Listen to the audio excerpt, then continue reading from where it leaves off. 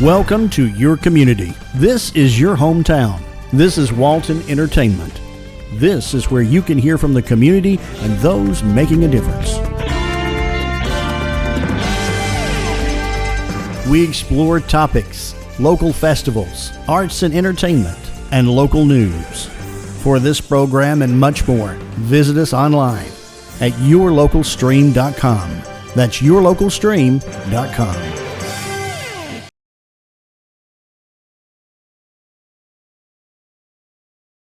Good morning. Thank you for watching. I'm Dina Huff, the Executive Director for the Partnership for Families, Children, and Youth. It's been a while since I've joined you all. My counterpart here at the Family Connection office, Tisha McRae, has been recording for me because she's had a lot of information to share from the Walton Youth Project. Our youth here in Walton County have so much going on. Even this summer, they're working a summer camp at Carver Middle School, and they're doing lots of great things over there. But they continue to work throughout the summer, and just a little information, our students with the Youth Advocacy Board have created a paper. And this is awesome. They have captured some ads, some information, about some of the students that have done great things in Walton County. Jalen Battle, Carver Middle School track and field, wins first place at state. That is front page news, guys. So we're excited about our kids doing their own paper.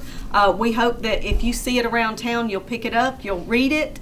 If you have a business and you would like to sponsor this little paper that our kids are doing, please reach out to us. We would love to have your sponsorship because this is not free for us to make. It's free for you to get, but we would love to have some sponsorships for our students and for these kids that put their heart and soul in putting information down for you all.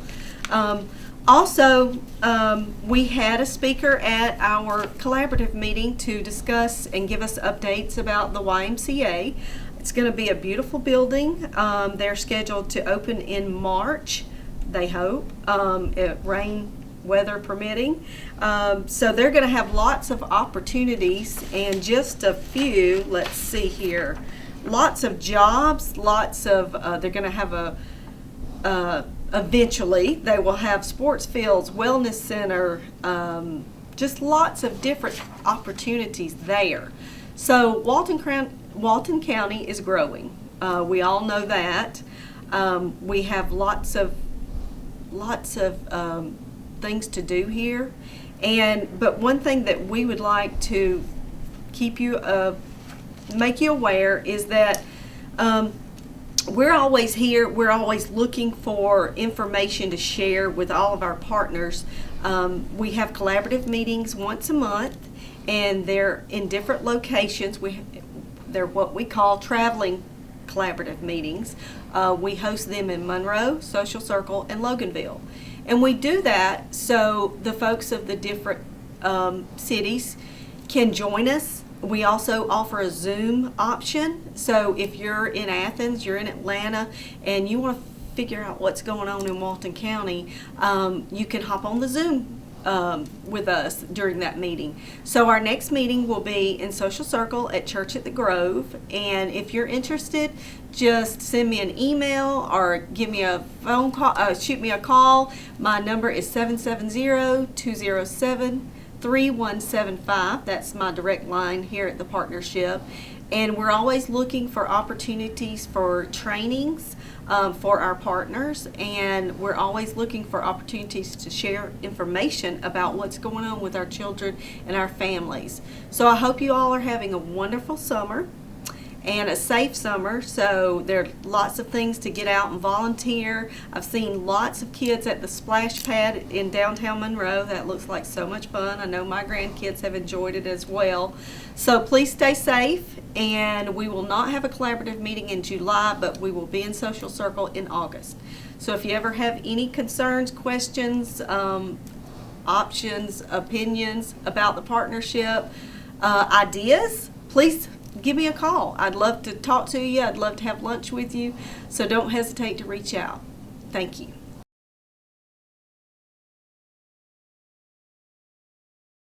Hey, this is Isaac over at Reboot, giving you the Reboot Tech Tip today. Just want to talk a little bit about some security things. One of the main things I wanted to talk about was passwords.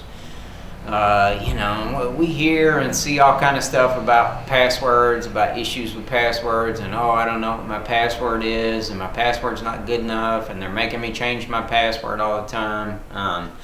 So there's several things. One thing is that when you're dealing with financial stuff, especially on the internet, some banks will make you change your password every 6 months or so, which is great. I know it's kind of a pain, but that's a great thing to do. Any financial stuff, you want a tough password, you want something that you don't normally use.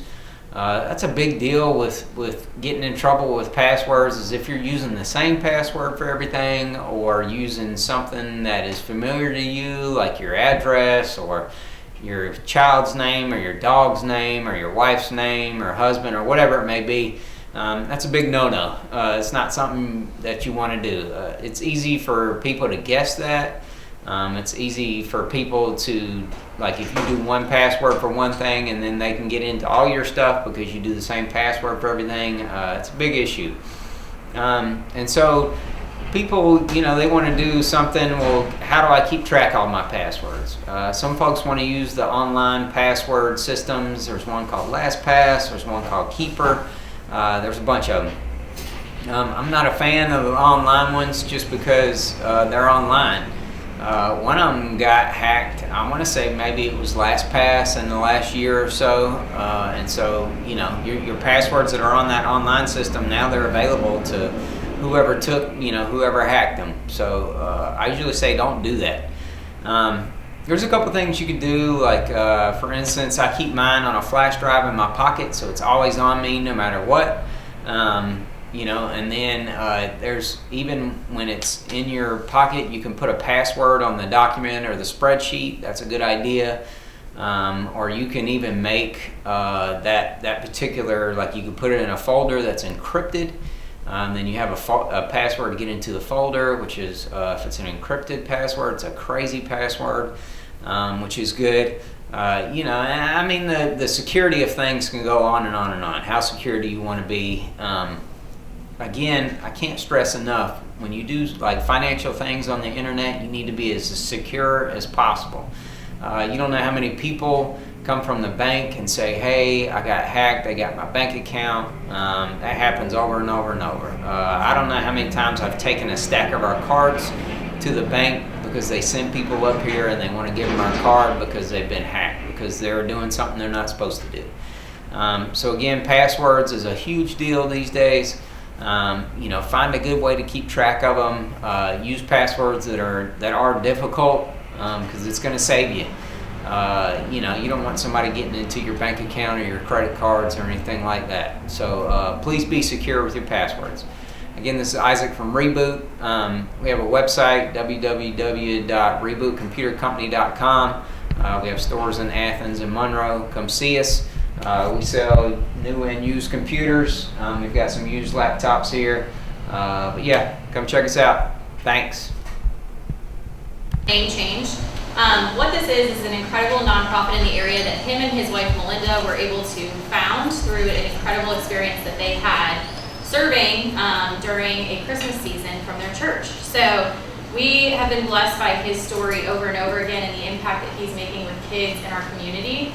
It started in Loganville, and it has spread from there, and so I'll let him tell you more about those details. But Melinda and Jim together are both involved in PATH full-time at this point. Jim used to be a pastor in the area, and he left his position feeling called to go ahead and pursue this full-time.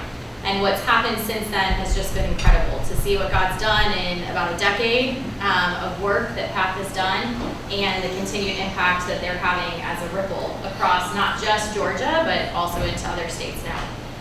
So Jim and Melinda have had the opportunity to not only serve full-time together and to be co-founders of that, but they also have been able to raise their children alongside them, serving through that ministry. And we have the privilege at LCA of having both of their kids there, and just getting to soak in the incredible character that each of them bring to our campus. So I thought it fitting that with our focus on being able to serve children in the community, that we bring someone who's connected to a nonprofit specifically focused on that as well. So I'd like to introduce to you Jim Hollinsworth.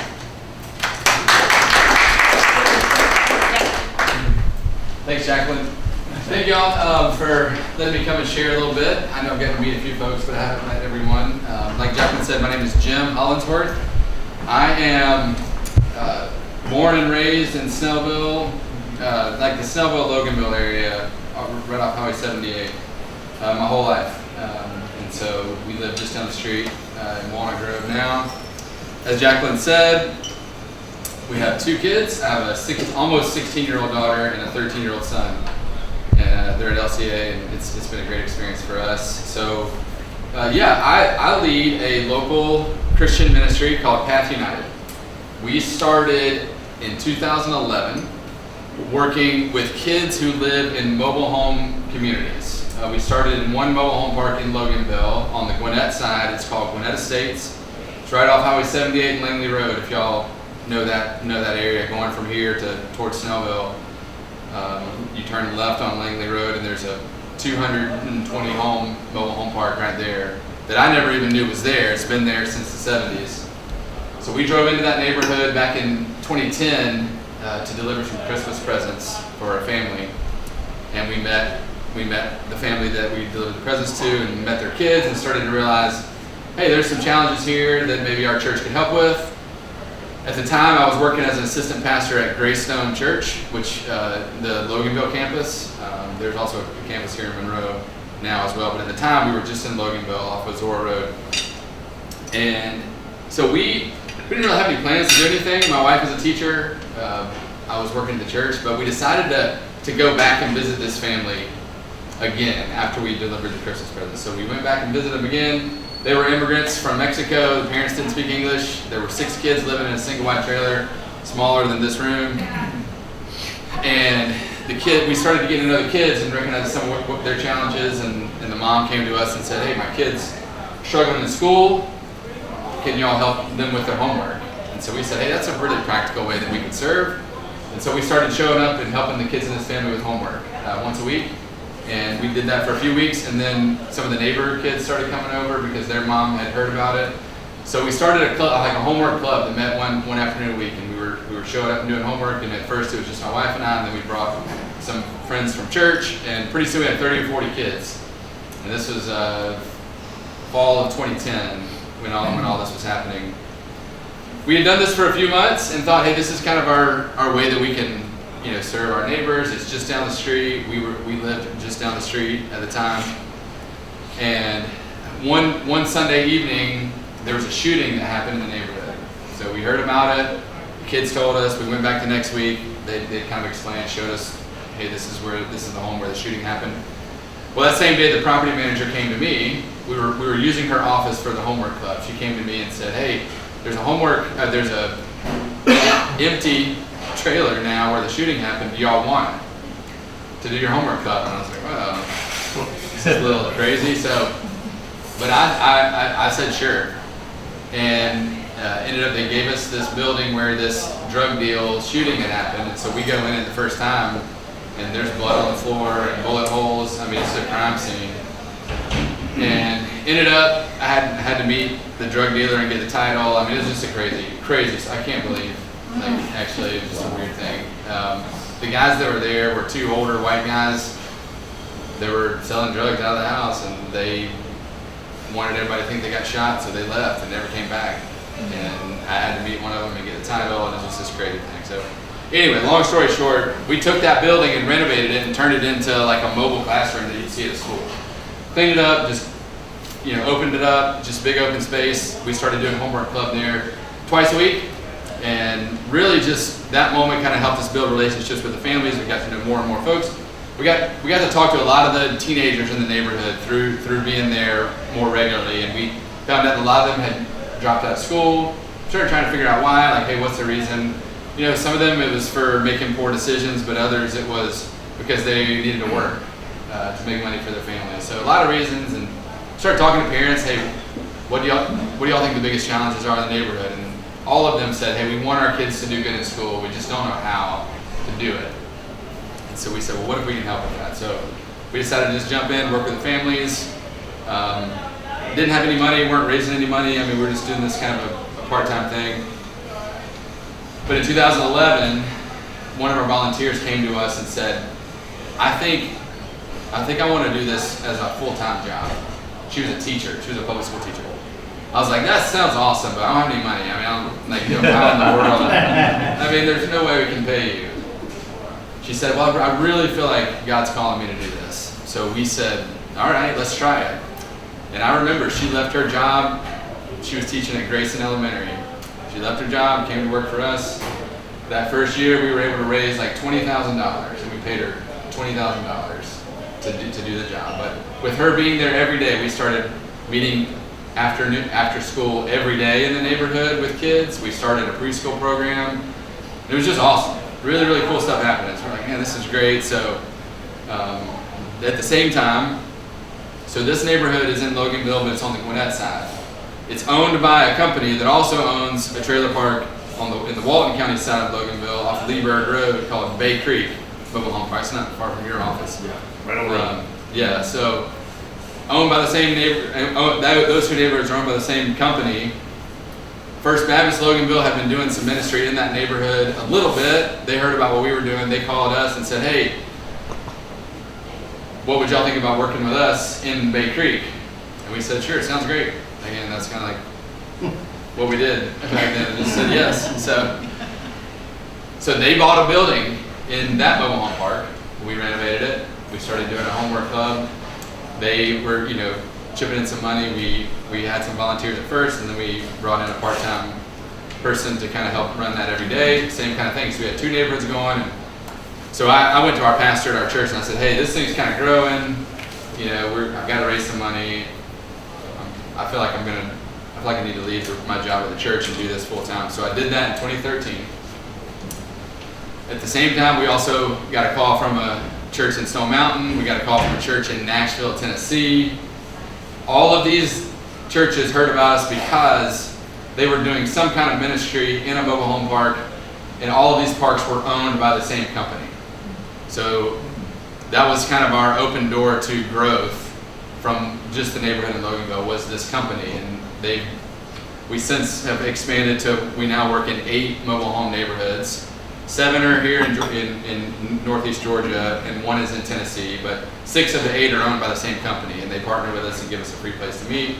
Kind of what we describe what we do is kind of like a Boys and Girls Club. I know you are going there next week. I mean, ours is similar, except it's focused on kids just in that neighborhood. So we're in only mobile home parks. We work in the 2 in Loganville, 1 in Gwinnett, 1 in Walton. We also work in a neighborhood in Winder, a neighborhood in Gainesville, a neighborhood in Lawrenceville, and Sugar Hill, Buford, and then 1 in Tennessee.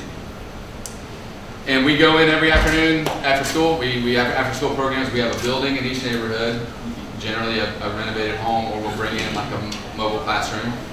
And we do a variety of programming. I mean, we're faith-based, so we teach the Bible, we do homework, we teach life skills, age appropriately. We work with younger kids, we work with middle school kids, we work with high school kids. We do a lot of career exposure for teenagers in those neighborhoods. They're pretty limited, so most of their parents are immigrants, and they work in just a few select industries. And so the kids, they grow up thinking like this is the only kind of job I can do. We try to expose them and say like, no, there's a lot of career opportunities out there. Y'all know this probably. Like there are tons of really good job opportunities if folks are willing to work hard. So we're trying to expose kids to a lot of that kind of stuff. We have a bunch of our students now who have gone to Athens Tech and Gwinnett Tech to get certificates and degrees. We have some kids at Georgia Gwinnett College, which is really fun. So that's, yeah, we've been doing this, man. I mean, over 10 years now. My wife and I work together, but we have 1 or 2 paid staff members in each of the neighborhoods where we work, and they run the day-to-day, and my role is fundraising and just the overall vision and kind of expansion and see where that goes. We're looking at, it's actually a neighborhood in Oconee County, off Epps Bridge Road, that we know the owner, talking about maybe looking to see what that looks like for us to launch our programs in there down the road. We don't have like this active strategic plan of how many neighborhoods we want to be in, but as God opens doors, we kind of we'll explore it. So that's one we're exploring right now. So, I mean, part of what I do is just try to raise awareness. I mean, we have a lot of church partners here locally. I mean, First Baptist Loganville is a huge partner. They have been from the beginning. Journey Church, which is in between, is a great partner. First Methodist, I don't know if they're First Methodist anymore in Monroe, but they've been a partner of ours a little bit. I actually don't know a lot of people over there, but they've been sending us a check. And I actually don't know who's doing that. So if anybody has any connections with them, we've tried to connect with them. But we have a lot of local churches. But that's one way when I share with groups like this, volunteers that come weekly and work with the kids and do homework is a huge thing for us. So if you have connections with local churches or groups that might have an interest in some volunteer engagement, I mean that's always a big one for us. Church connections, and then local businesses too. So we're doing a lot of, as I mentioned, career exposure for our teenagers. So we take kids on trips to visit different types of careers and different types of industries to get them exposed and interested. And then we're really trying to work with local businesses on, hey, are there creative ways to get high school students summer internships or summer jobs in different industries that they might be interested in. So those are great ways. Like if y'all have a business and you're interested in, finding employees is a big thing. So that's the thing that we're connect kids with a business that seems like a good fit for them. And we used to be like, hey, you got to go to college in 4 years and all that kind of stuff. And I don't know. I mean, for some kids it is the right path, but some it's not, and it's okay. So we've seen a lot of kids graduate high school and go straight into a meaningful career and make a bunch of money. So we're open. We just want kids to kind of find their path to God's purpose in their life, and we think career is a big part of that. So those are more practical things when you're thinking about what y'all do here. If you know local businesses that might be interested in talking with us, local churches for sure.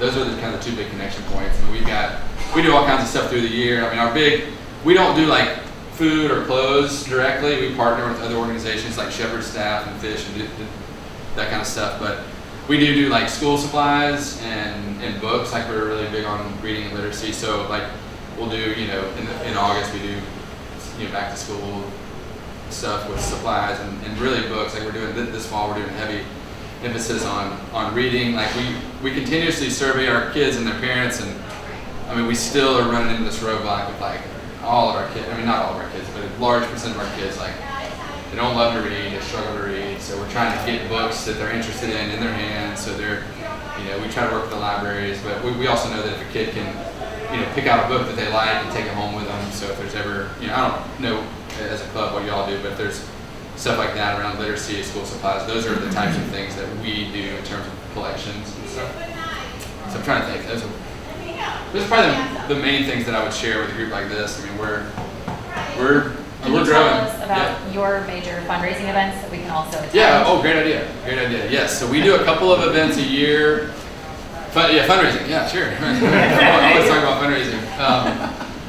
As I mentioned, we have church partners. We've got a lot of local individual donors that we've met through churches, but we do a couple of events a year. So our next one coming up is going to be in September. We're doing it at Topgolf in Buford, and we did our first one there last year, and it was a huge success. We had a great time. So we've never done a traditional golf tournament, but we wanted to try the Topgolf version of that, and Jacqueline was there, and we had a great turnout. So I can send Jacqueline and you, Kathy, the information on that in the next few weeks as that comes available. It's going to be September 26th, I think, is the day.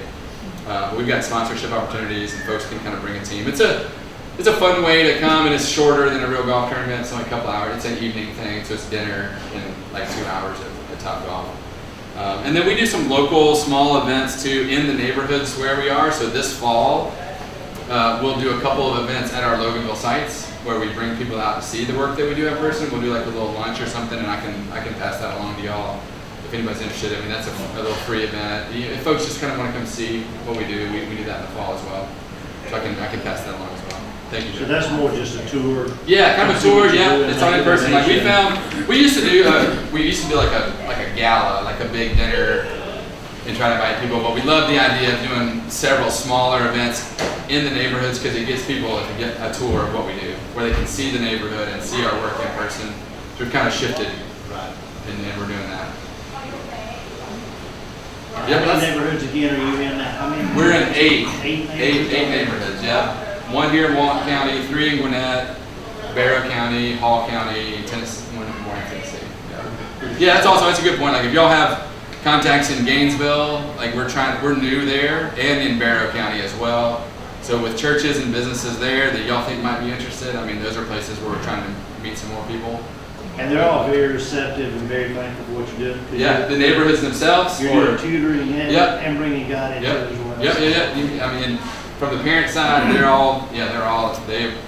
love what we do. Never have any pushback on that. So.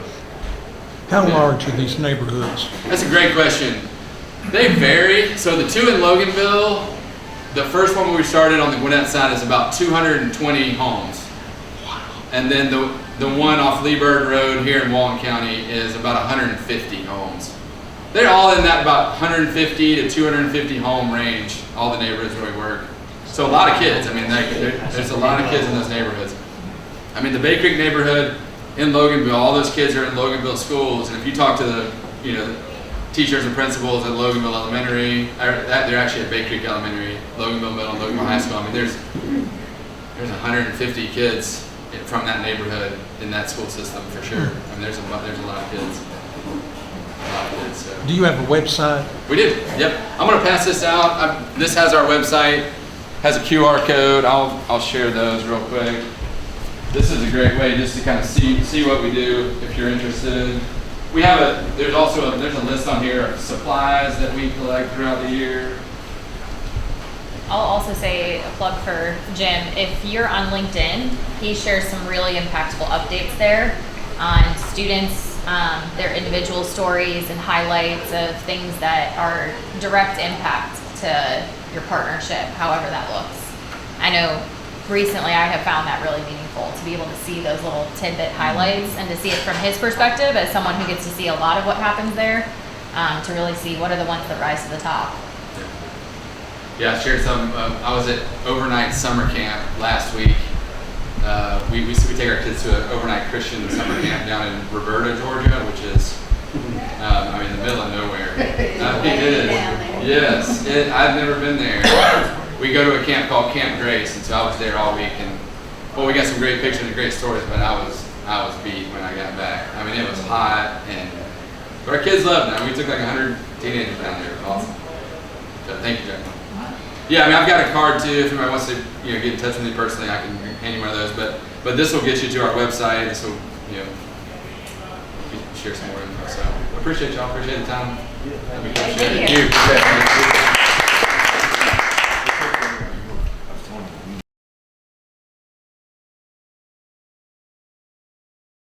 Hi, this is Jody Johnson. I'm here with another recreation report.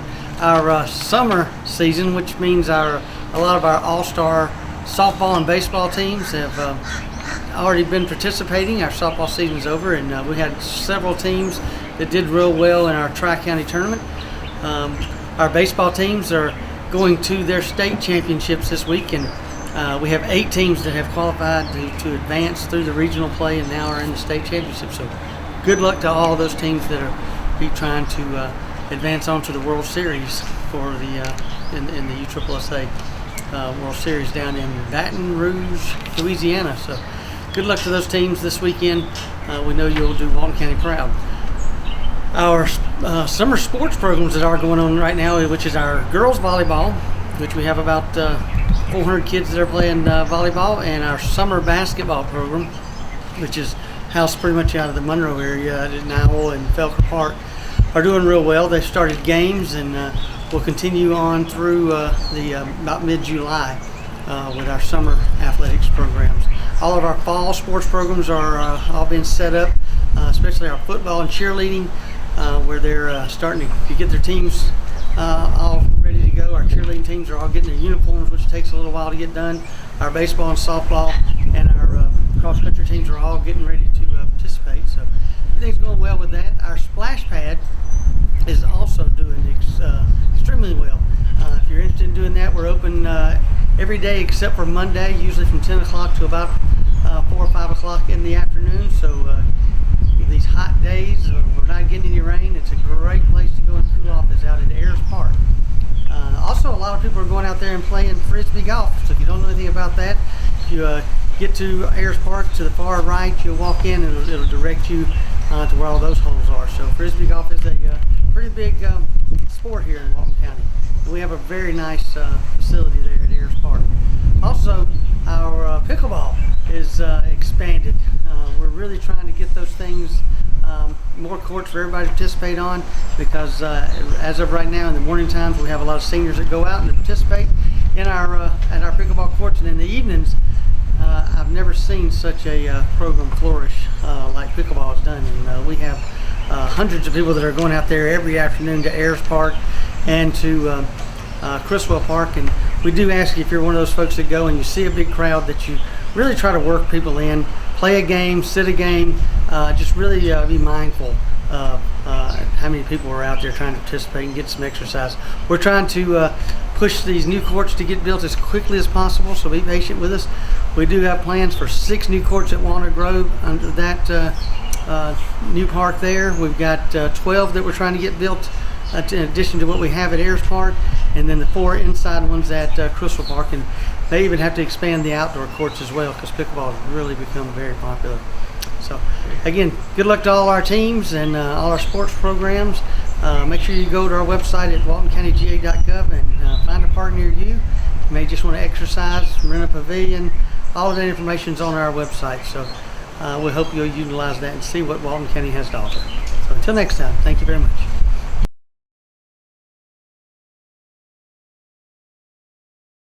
Hello, welcome to Monroe Walton Center for the Arts. We have a new show installed in the gallery as of, I think, yesterday. It's our Tiny Art Show. We've got about 30 artists in this show, and tiny art means it's under 8 by 8 inches. If it's framed, it has to be under 10 inches. So it's a really fun show. The pieces are small, so you can fit them into a little corner someplace in your home or office. They're very affordable. We have some pieces I know that are like $12. There may be even some that are cheaper than that, but very affordable. And it's a lot of fun, and lots to see. Like I said, we've got almost 30 artists in the show, and we've got a few more coming in, I think. So I think we'll end up with right at 30 artists. So here's our poster. Be looking for it around town. The show will be here through July 23rd. And then on July 20th, we'll have a special event here. It'll be a reception for this show, and it'll be our first Dibs event. We had the same thing last year. It was a lot of fun. Our artists that are in the show will make a piece of art for us. They donated it back to us, and then we sell it for a donation of $29. And so be looking for information about that if you get our newsletter or watch us on Facebook. You can also, of course, go to our website. All the information is on there as well at monroewaltonarts.org. So, Tiny Art Show is here through July 23rd. Please come in. It's a cash and carry show, so that means you can pay for things that day and take it home that day. You don't have to wait till the end of the show. And I'm sure there's some little something that you'll find. We've got paintings, we've got pottery, we've got photography, we've got some mixed media pieces, all kinds of really fun things. And then the other thing I wanted to mention is our paint and sip type classes that we have. We have 2 of those every month, and it really is mostly painting. You can bring a little bottle of wine if you'd like to these events, and some snacks, but they're very instructive classes. They're one class is Jennifer's class, and hers is more of the typical paint and sip type class, where it's a paint along and you're painting one specific thing. Donna's class. She's doing watercolors right now, and hers is more kind of free-flowing and interesting and technique-based. So we have those every month. So come see us. We hope to see you soon. I call it murder and mayhem because that's catchy. And there is some murder and some justifiable homicide and some self-defense, but there's a lot of mayhem. I mean, there's a couple of these stories that are absolutely unbelievable. You know what they say, truth is stranger than fiction. That's kind of how this works out. I'm Steve Brown, historian for the Monroe Museum, and I have this nice group of people, and we're about to take a walk and talk about murder and mayhem in Monroe, Georgia. This building, which is in the process of being remodeled, but more than the building, the location. So before 1900, Mr. Billington Sanders Walker, who built and lived in the two-story White House at the corner of Davis Street and South Broad Street. He was the father of Governor Clifford Walker, and his daughter, whose name escapes me, married Bob McWhirter, the University of Georgia's first All-American.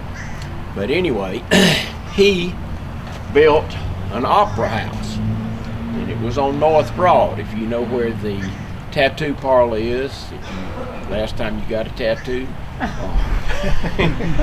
Actually, there are three stores there: the Italian restaurant, the tattoo parlor, and another store, and they're all three in one building. And he built an opera house there. Well, the opera house was a two-story wooden building, and it had three businesses downstairs, and upstairs was just an open hall where they had entertainment. I doubt very seriously if anybody ever sung opera up there, but they would have traveling shows, acts, things like that upstairs. Well, about 1900, Mr. Walker decided that he was going to build a brick building there, and which is the one that's there now. And he sold that opera house to Mr. Coleman Mobley, who was president of the mill. And Mr. Coleman Mobley took the two-story building, moved it down Broad Street and down Court Street and put it right here. And it was the same purpose here. It had shops downstairs and a hall upstairs. I do remember at one time there was a tinsmith that had a shop downstairs. And Mr. Walker built the three buildings, the brick building with the three storefronts that's there now. Actually, if you pull the tattoo parlor sign off of the building, it says behind there in brick, B.S. Walker Block. So the opera house sat here, same thing. Now, one thing add to that, when it was here, it was one of the first places that motion pictures were shown in Monroe. You'd have these men who traveled with a projector, and they'd come to town and put out bills about what they were going to show, and people would show up and they'd show these little short motion pictures. So the opera house stayed here from just after 1900 until 1930. In 1930, Bob Nowell, for whom the Nowell Recreation Center is named, bought the property along with a partner whose name I can't think of. Anyway, they tore the opera house down, and they built the Cherokee Theater, which was a motion picture theater. Now, that was the second dedicated movie theater in Monroe. The first being the Elite Theater, which was right, if you walk through this building to the other side of Broad Street, there was an engineering company in that building. I don't know if they're still there or something else is there. But that was Monroe's first movie theater. It was built and maintained for that purpose. Cherokee Theater was the second. Cherokee Theater stayed here. Bob Nowell sold it in 1940 to Troy Thomason.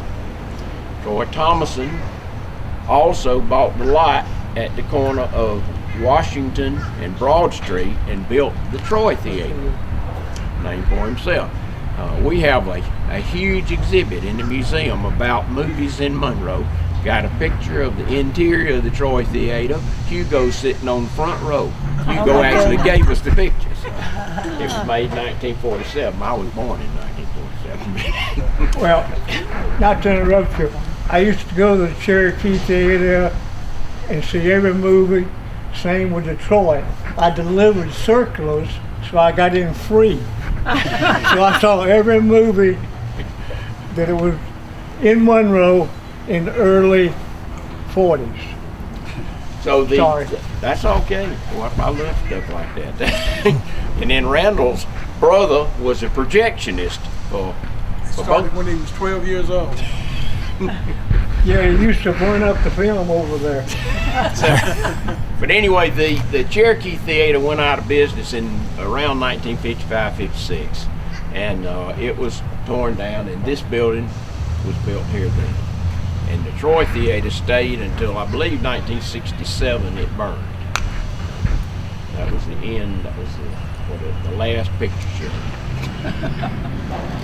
So I just thought I'd throw that in. All right, let's go across here. Something else doesn't have to do with murder, but I can't pass this up. This is our beautiful courthouse built in 1883. This is the fourth courthouse. First courthouse was a log building, 2-story log building. I think they paid the guy $50 to build it. And we don't know for sure that it was on this lot, but it probably was. And then the second courthouse, built in 1823, was a brick courthouse. And it was here. It was 2 stories. And it was probably closer to Broad Street than this is. And that lasted until 1841. And they built another larger 2-story brick courthouse, which stayed here until this one was built in 1883. And how many of y'all have ever been in this courthouse? Oh, well, that's great. Everybody. It's a beautiful building. I had a group the other day, I think one person, the whole group has ever been in there. We're trying to put together a program. I'm going to see if we can have it in the courthouse. I don't know how they'll. Used to have everything in the courthouse. All right, so now on to murder. Our first incident takes place in 1825. Which was shortly after Monroe was chartered in 1821, and it happened right across the street over here.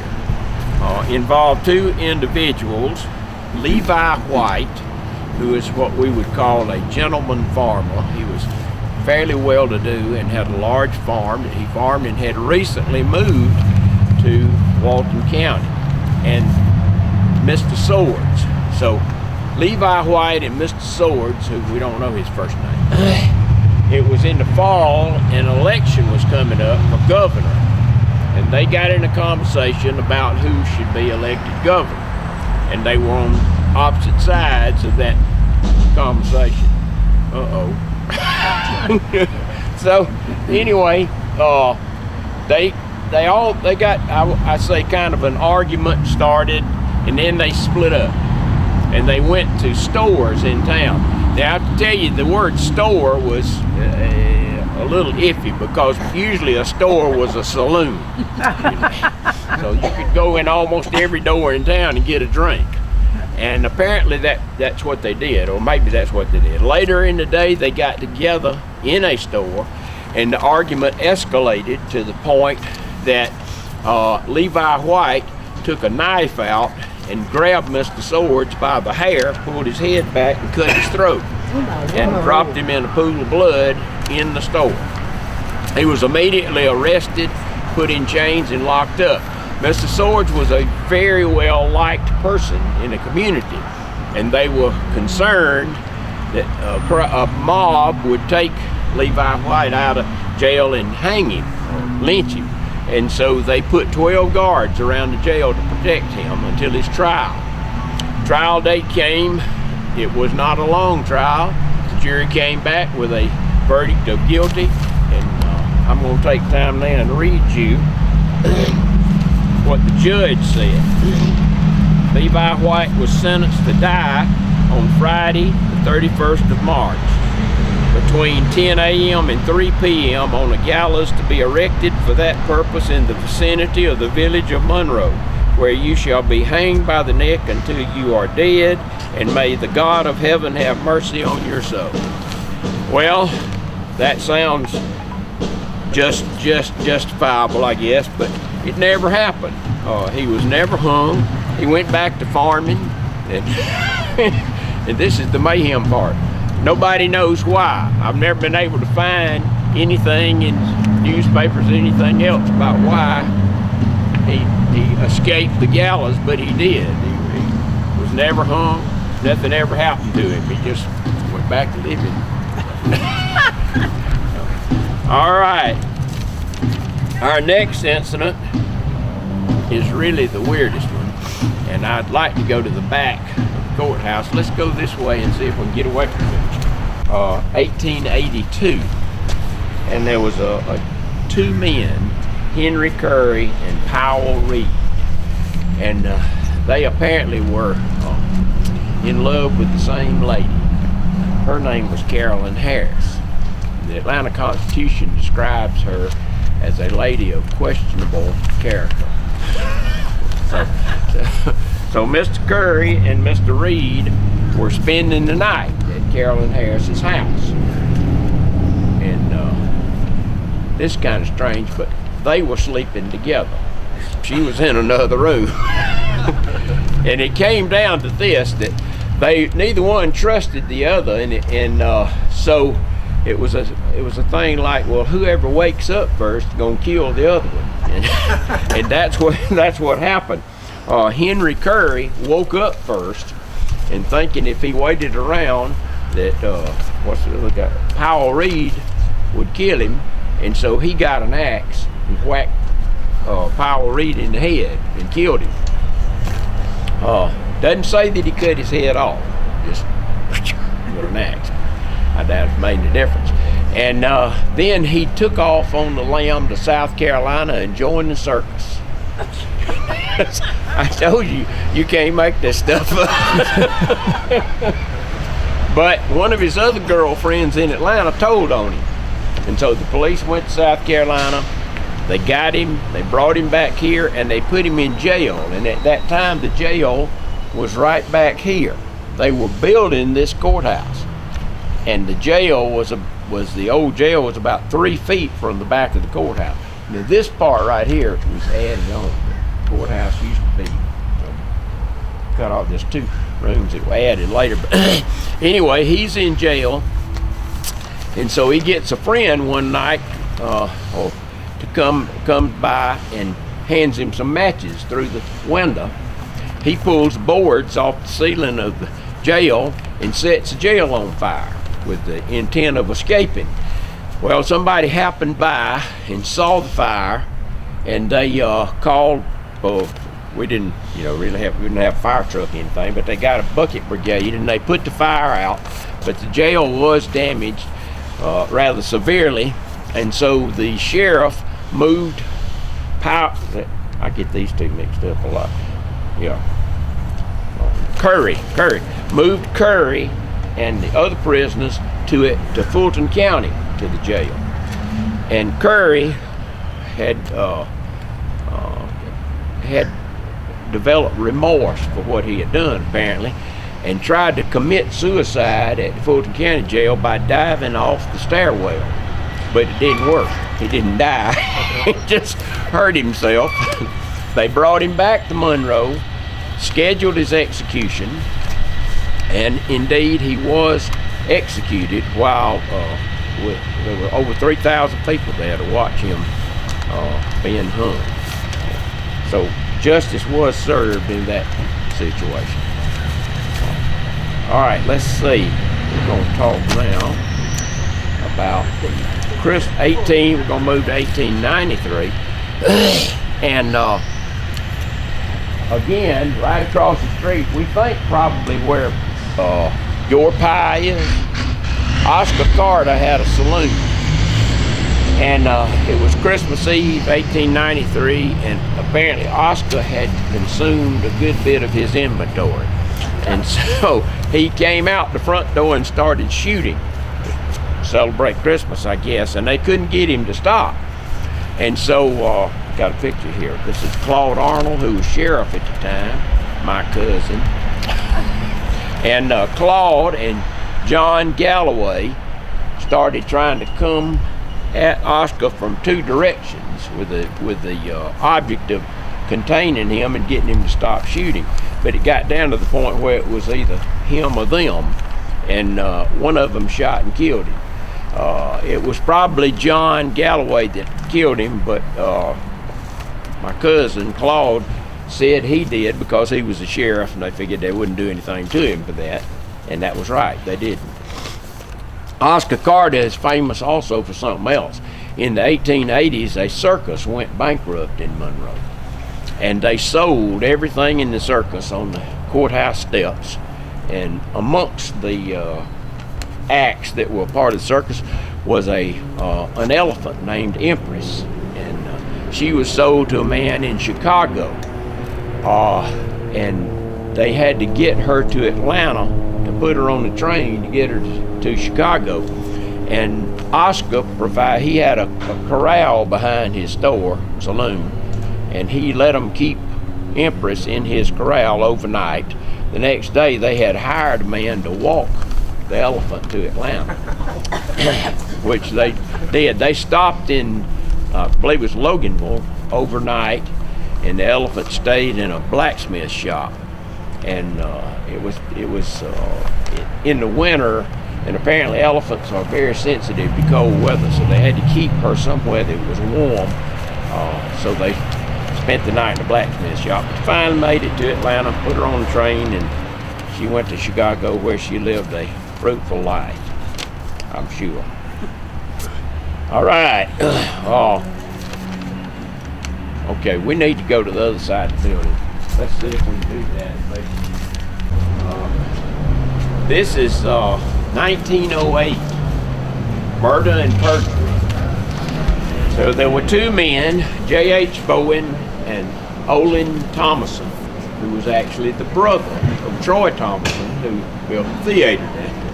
And they were neighbors, they were friends. And Mr. Bowen worked right here.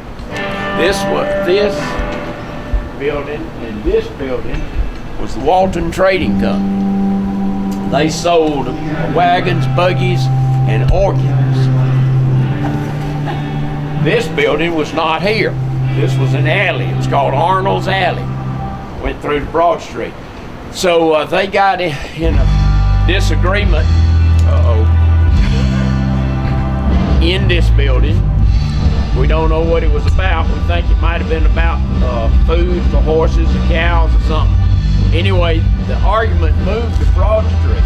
Mr. Bowen had a pistol, but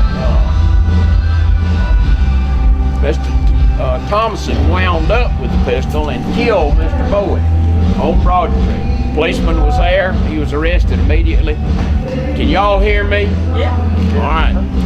And he was taken to jail. They had a trial where several people testified that it was self-defense, that Bowen had drawn the pistol on him and he had taken it away and killed him.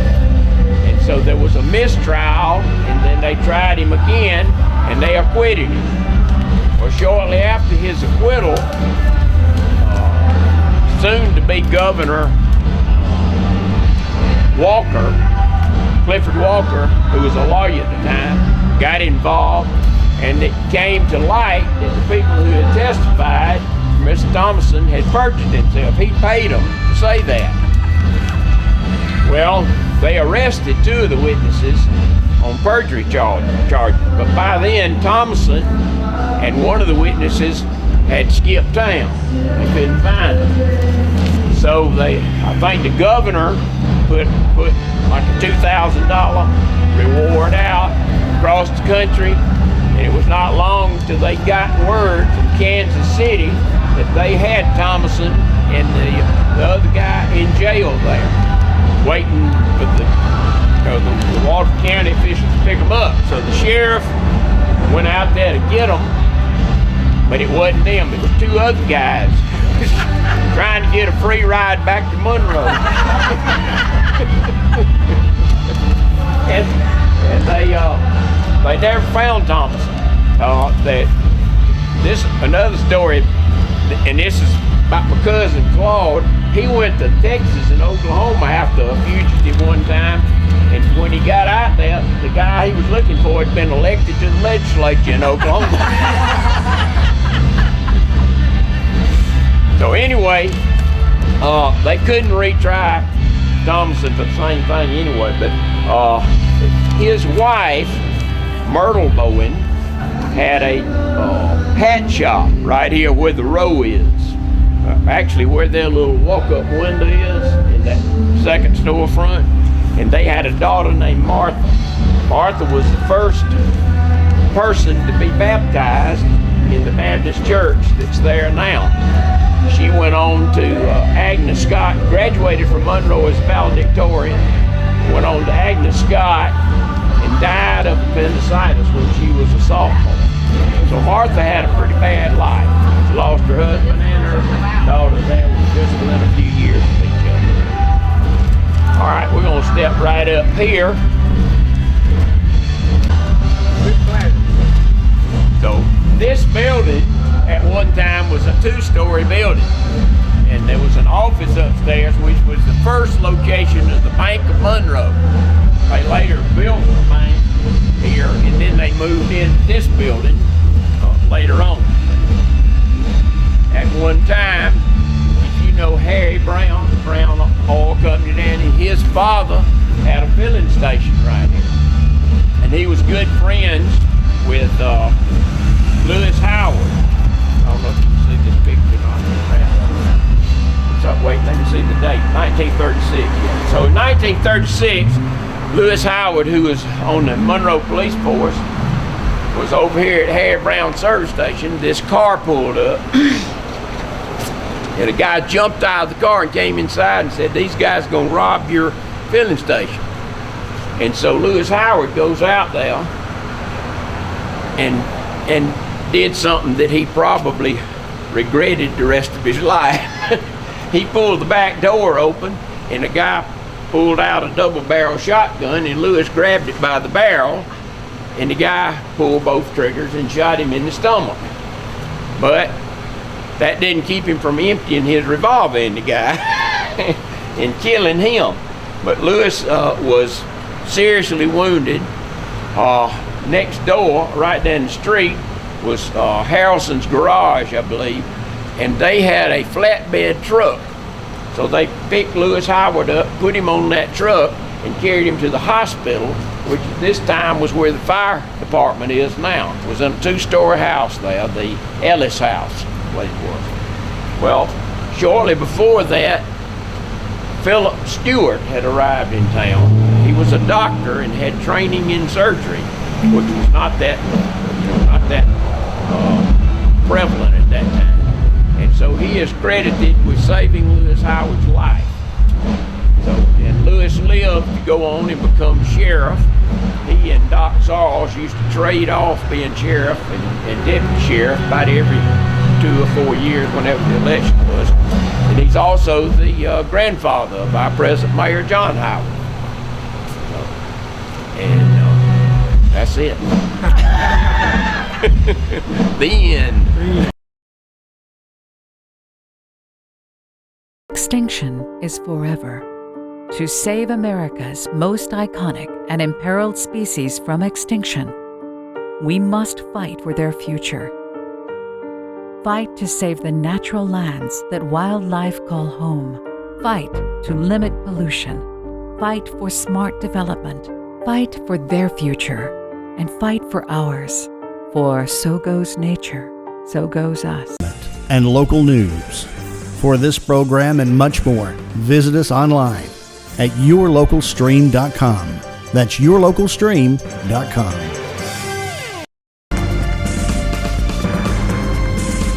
Welcome to your community. This is your hometown. This is Walton Entertainment. This is where you can hear from the community and those making a difference.